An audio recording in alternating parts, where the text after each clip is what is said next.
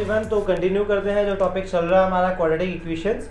Quadratic equation में हमने almost 90% syllabus खत्म कर चुके हैं हमारे प्रीवियस वीडियोस से।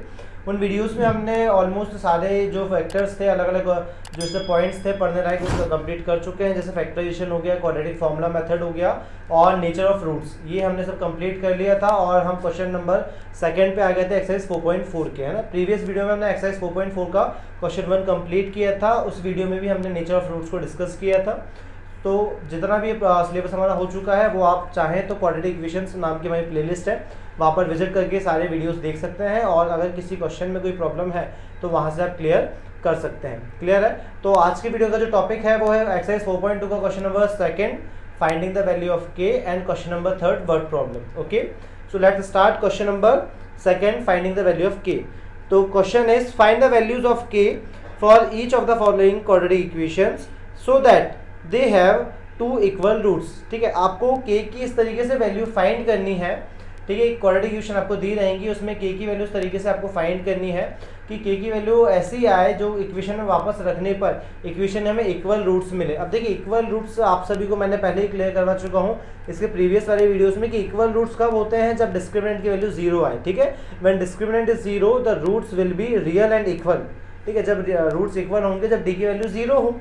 क्लियर है? तो आपको यहीं तक ऐसा बोला गया है कि आपको फाइंड आउट करके बताना है कि find the value of K for each of the following quadratic equations so that they have two equal roots. तो चलिए फिर फाइंड करते हैं इक्वल रूट्स के लिए।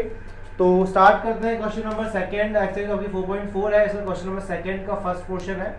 फर्स्ट क्वेश्चन आपको देके रखा है 2x² + kx + 3। First question is 2x² + kx + 3 = 0।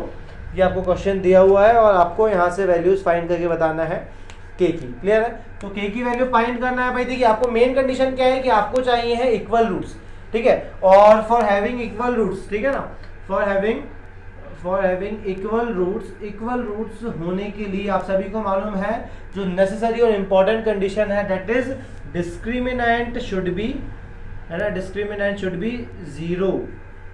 ठीक है ना, फॉर हैविंग इक्वल रूट्स होने के लिए आपको डिस्क्रिमिनेंट की वैल्यू क्या होनी चाहिए? बिल्कुल 0 मिलनी चाहिए। आपको कंडीशन में ही दिया है कि भाई आपको इक्वल रूट्स चाहिए, इसका मतलब आपको डेफिनेटली जो डी की वैल्यू आएगी उसको 0 के इक्वल रखना पड़ेगा, क्योंकि इक्वल रूट्स की कंडीशन केवल एक ही होती है, डी इज टू 0। जब भी क्वेश्चन में इक्वल रूट्स की बात आए आप समझ जाइए कि वहाँ आपको डिस्क्रिमिनेंट की वैल्यू क्या दी जा रही है?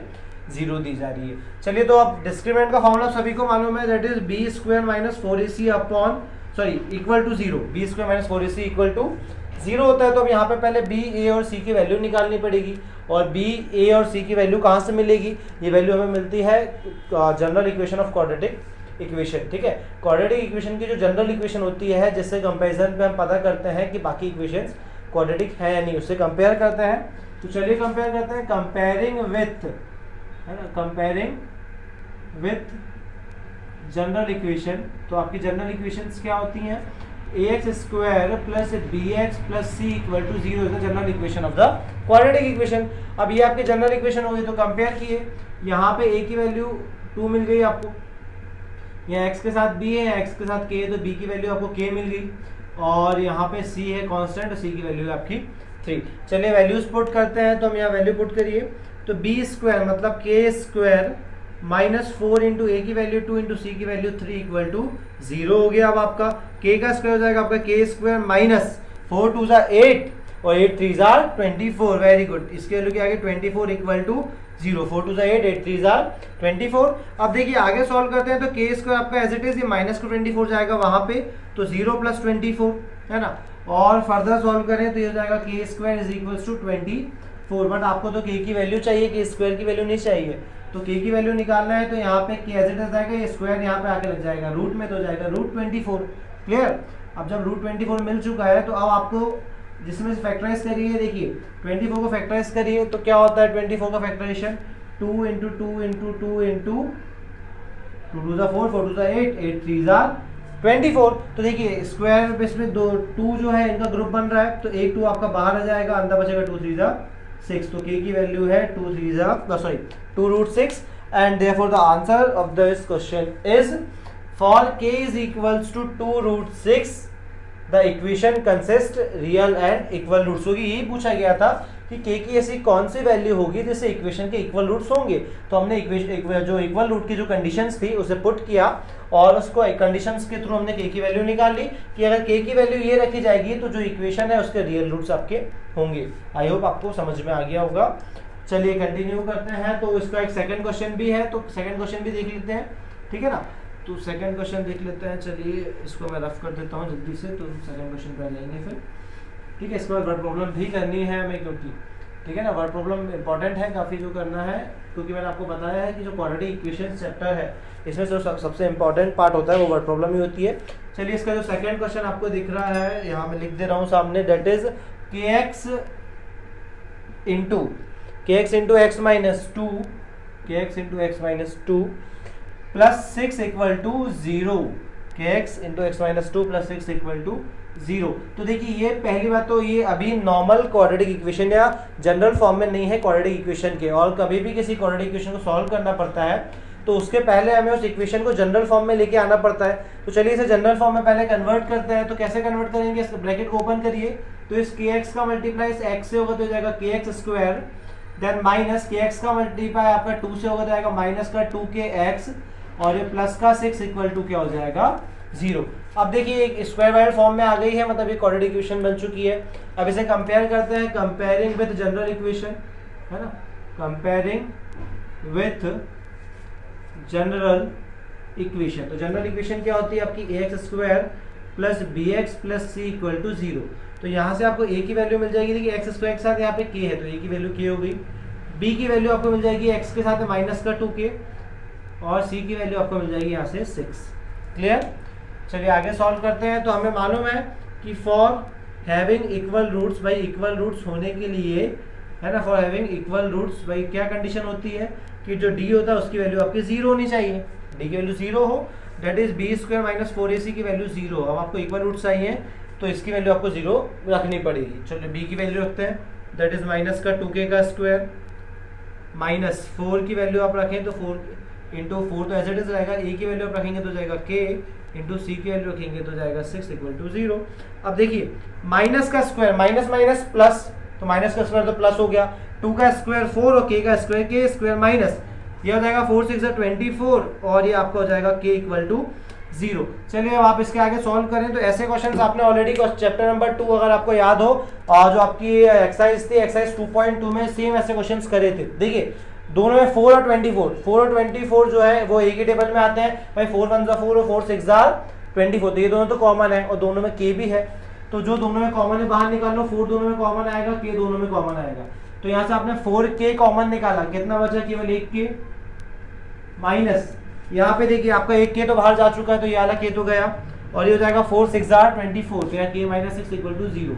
आप दोनों को 0 के इक्वल रखिए, जैसे आप रूट्स फाइंड करते हैं, जाएगा 4 इक्वल टू 0 और k माइनस 6 इक्वल टू 0। तो यहाँ से आपका एक इक्वेशन की जो वैल्यू निकलने वाली है k इक्वल टू 0/4, और k is equal to plus c, और k इज इक्वल टू 0, और k is equal to c। तो k की इन दो वैल्यूज पर, ठीक है, k की कौन सी दो वैल्यूज पे, k equal to 0 and k equal to 6, मगर हम बेटर कंसीडर करेंगे for k is equal to 6 the equation will have real and equal roots. मतलब आप k की वैल्यू जब 6 रखेंगे तो जो इक्वेशन है उसका आंसर क्या जाएगा, रियल एंड इक्वल रूट्स आ जाएगा। क्लियर है, क्योंकि अगर k की वैल्यू 0 रखी जाती है तो पूरी इक्वेशन कन्वर्ट होकर कांस्टेंट पॉलिनोमियल बचेगा, ये तो 0 हो जाएगा, इसलिए k की वैल्यू 0 हम नहीं लेंगे, k की वैल्यू क्या लेंगे 6, और for k is equal to 6 equation will have real and equal roots. I hope आपको समझ में आया होगा, और बहुत छोटा सा क्वेश्चन था, इतना टफ भी नहीं था। तो चलिए नेक्स्ट क्वेश्चन पे आते हैं, that is question number 3, word problem है आपकी, ठीक है। तो क्वेश्चन नंबर 3 को कंटिन्यू करते हैं हम। हाँ, वर्ड प्रॉब्लम इसके पहले मैंने आपको एक्सरसाइज 4.3 की भी करवाई थी बहुत सारी, और वहाँ पे तो आप लोग ऑलमोस्ट सारे वर्ड प्रॉब्लम को सॉल्व करना सीख गए हैं क्वाड्रेटिक फॉर्मूला मेथड लगा के। तो चलिए फिर हम वर्ड प्रॉब्लम को सॉल्व करते हैं। तो वर्ड प्रॉब्लम है आपकी जो क्वेश्चन नंबर 3 आपको दिया हुआ है, ठीक है।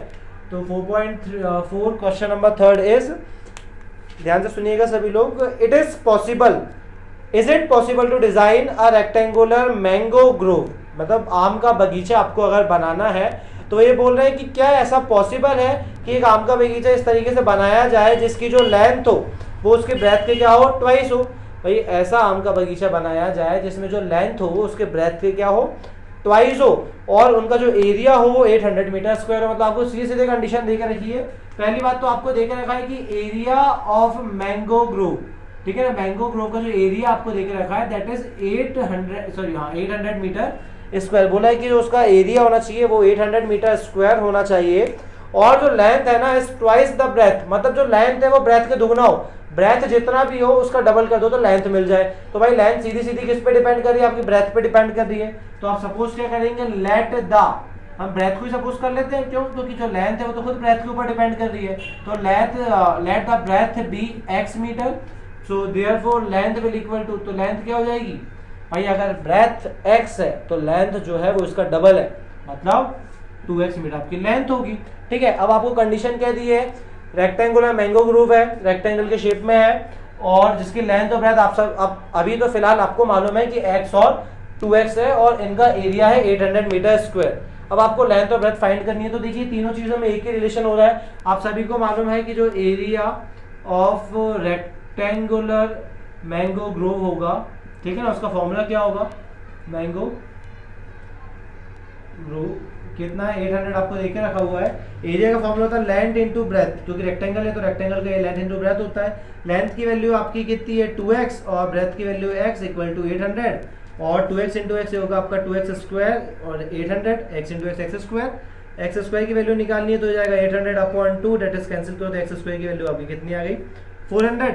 अब आपको तो निकालना है x की वैल्यू, यहाँ से स्क्वायर हटाओ, यहाँ आ जाएगा रूट।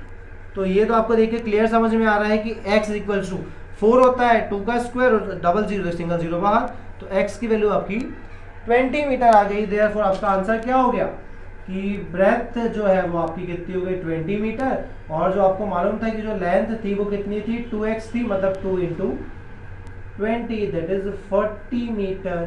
क्लियर, समझ में आया? बहुत सिंपल क्वेश्चन था इसलिए मैंने काफ़ी क्विकली भी कर दिया, ज़्यादा टाइम आपको लगेगा नहीं समझने में। क्लियर है? देखिए बहुत छोटा सा सॉल्यूशन है और क्वेश्चन भी बहुत आसान था, तो आपने कर सकते हैं आराम से अपने आप। ओके, तो आप लोग पॉज करके इसको नोट कर लेना, अगर आपको करना हो, वैसे खुद सॉल्व करोगे तो ज़्यादा बेटर रहेगा। क्लियर है? तो इसके साथ ये जो आज का टॉपिक हमने आज लिया था इसको हम एंड करते हैं और बचा हुआ जो अब है इसका जो लास्ट पोर्शन बचा है, मतलब केवल क्वाड्रेटिक इक्वेशन जो चैप्टर है इसके अंदर हमारा एक वीडियो और आना बाकी है। इसके बाद ये चैप्टर आपको कंप्लीटली एंड हो जाएगा और पूरे वीडियोस आपको एक साथ एक प्लेलिस्ट में मिल जाएंगे सिक्वेंशियल ऑर्डर में, एक के बाद एक पूरे। ओके, तो फिर वीडियो को हम यही एंड करते हैं और अगर आपको वीडियो पसंद आए तो चैनल को सब्सक्राइब प्लस वीडियो को लाइक एंड शेयर दोनों करें। क्लियर है? ताकि जो वीडियोज है आपकी लाइक वाली लाइब्रेरी में इकट्ठे हो जाए और जब एक्सेस करना चाहें वहाँ से भी देख सकते हैं, वरना हमारे चैनल पे विजिट करके आपको सारी वीडियोस तो मिल ही जाएंगी। Okay, thank you.